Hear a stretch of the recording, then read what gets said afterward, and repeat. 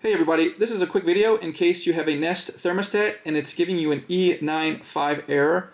So what is this error and how bad is it? Do you need to be worried about it? So first of all, this is a critical error. You do not want to ignore the E195 error. So this is an overheating error. So what will happen is that this error can appear when the weather outside is particularly hot. And the whole HVAC system can fail and stop giving power to the thermostat. So when this problem happens, the backup battery to the thermostat will kick in, but that can drain and the thermostat will eventually shut down and not work.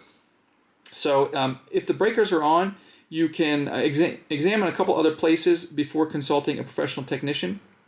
So since this error can deplete your thermostat's battery, the first step could be supplying enough power to figure out if this specific error code is what you're working with.